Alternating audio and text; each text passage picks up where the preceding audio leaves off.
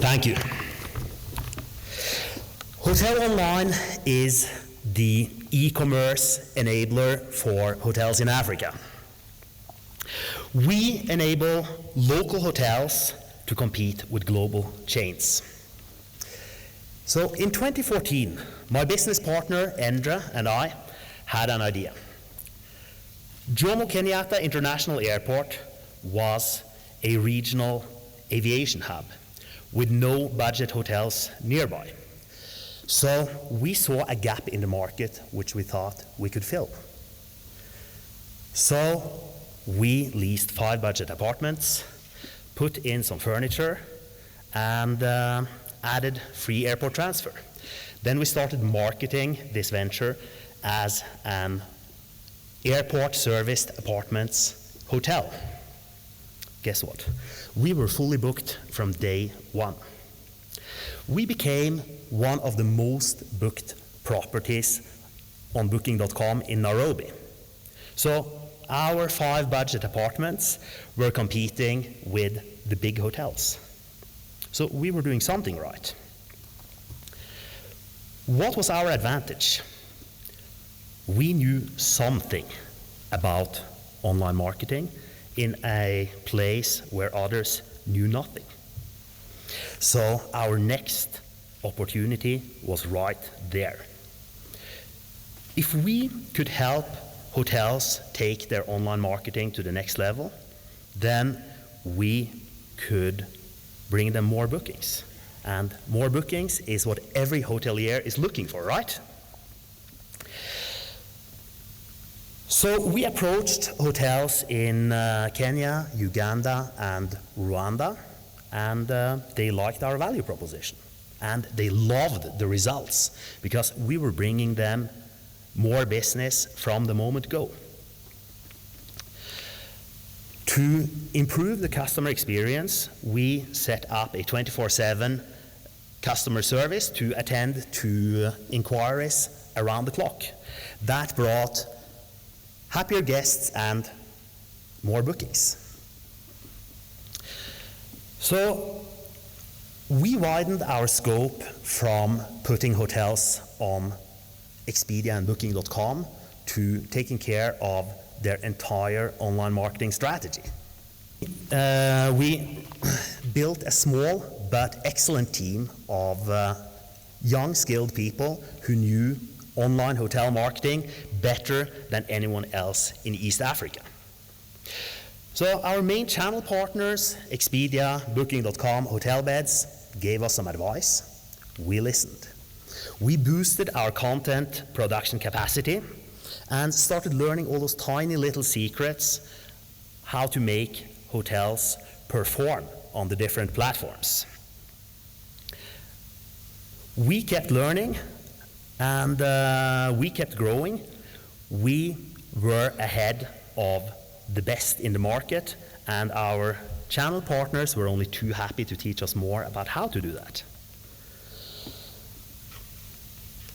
We grew our sales team and more or less stumbled into markets like South Sudan and Eritrea.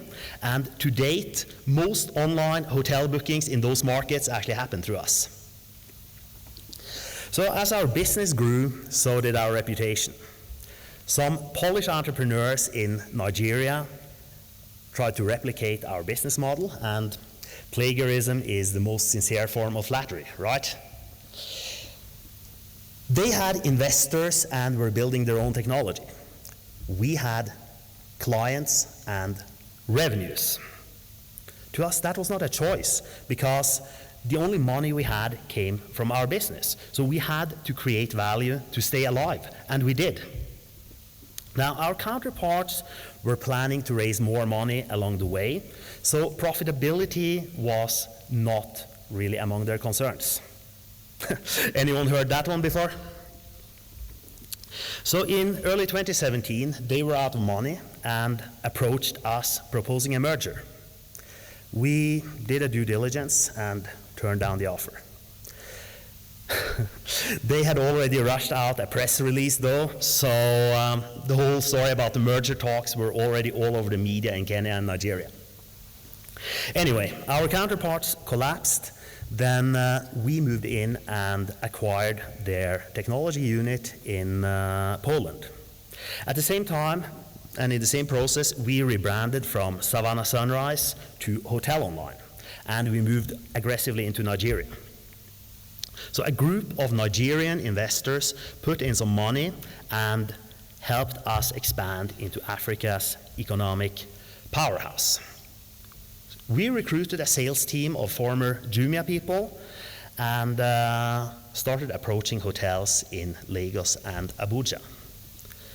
We realized that the Nigerian market was actually behind the ones we knew from East Africa in terms of technology adoption, but even more receptive to our solutions.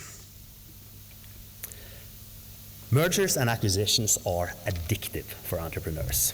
So in 2018, we acquired a Senegalese technology platform called Teranga. We acquired the Nordic online booking portal City Hotels, which was to become centerpiece of our direct booking strategy. We also acquired the guest maker technology from Newmind Tellus.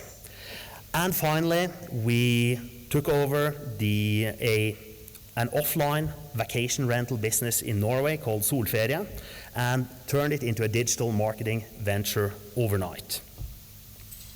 All of this, we did it with still very little money because our media coverage at the time had given us a name in the market. So we could pay with our shares in equity deals. Fame is a currency. So how did we do this? How does a cash-strapped e-commerce startup scale across Africa? And what cues can other entrepreneurs pick? First of all, there's no template answer, and I can only speak from our experience. But first of all, we had no money.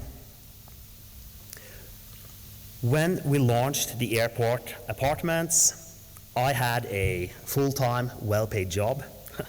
Those were the days. Indra was full-time and was making sales trips on a shoestring. I was traveling all the time with my job, and I would just extend my work trips over weekends and go and meet hotels. The fact that we had zero funding was actually our blessing in disguise. Because for us to make $1, we had to generate $10 for a hotel. And to build our business and to stay alive, we had to keep convincing hotels to give us a chance and then bring them money fast. Then we had to continue bringing them more money every day. And that is how you build a healthy business. Business was cyclical and vulnerable to external shocks. Relying on one country alone, or even two, was risky. So we expanded right away. Now, this was also in the middle of the first big Ebola scare. And, well, we all know what the Western media does when they see such opportunities to blow stories from Africa out of proportions.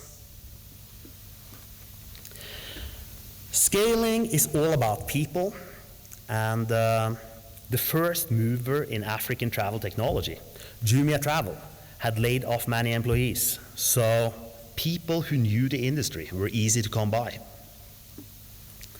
Scaling without money is a slow and a boring process, though. Equity crowdfundings were unheard of in Africa at the time, so we decided to break that barrier. Also, it was the fastest way to make money, and we were impatient. And the fact that it was uncharted territory made it exciting. So the first equity crowdfunding in Africa happened in 2017, courtesy of HotelOnline. When expanding into new countries, that means that you, the entrepreneur, have to be on the ground and spend a lot of time there. You know what you want to do with your business. The people you hire don't, not until you show them. And don't underestimate the magnitude of that task. There is no remote control with a scale button. As we grew bigger and bought some companies along the way, then things got pretty complex. Some people would say that Andrea and I were good at what we were doing, but we were only two entrepreneurs with no experience of managing anything like what we had built. So we made a key decision. We brought together some of our most talented and experienced shareholders and put together a professional board of directors.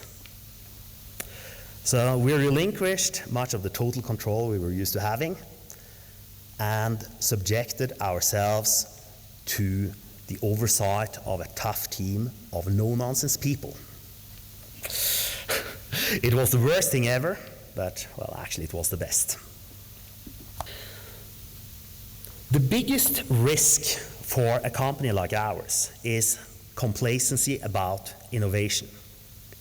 We exist because we are at the forefront of the market and because we give our partners a competitive advantage that helps them stay ahead of the competition. If we don't push the boundaries constantly and continuously, then hotels will catch up with us and they won't need us anymore. Now, this applies to any business that exists in a dynamic environment.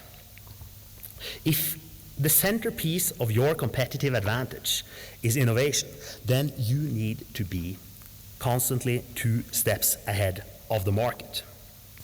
The measurement of our success is not the number of hotels we work with, but how good we are at filling their empty rooms. This is a universal rule for business. It doesn't just apply to startups in Africa or e-commerce or the hotel industry. What matters is not the number of clients you have, but the value you add to them. Unfortunately, many entrepreneurs and even CEOs of big corporations forget this from time to time. So where do we go from here? Our unique selling point is not the technology. There are hundreds of property management systems and channel managers out there. Most of our partners, most of the hotels we work with, don't know how to use these tools though, no matter how user-friendly they are, let alone effectively implement these tools to plug themselves onto channels like Expedia, Booking.com, Hotelbeds, Ctrip, etc. For the foreseeable future, most hotels in Africa and the Middle East will still need help to reap the full benefits of e-commerce and digital marketing. And for the more advanced players in the market, automation tools for revenue management like artificial intelligence-driven dynamic pricing solutions and managed solutions for reputation management will distinguish the big winners from those doing just okay. And that is where you will continue to find us, right at the forefront of the market, helping local hotels compete with the global chains. We will continue to transform the travel and hospitality industry in Africa. Watch this space. Thank you very much.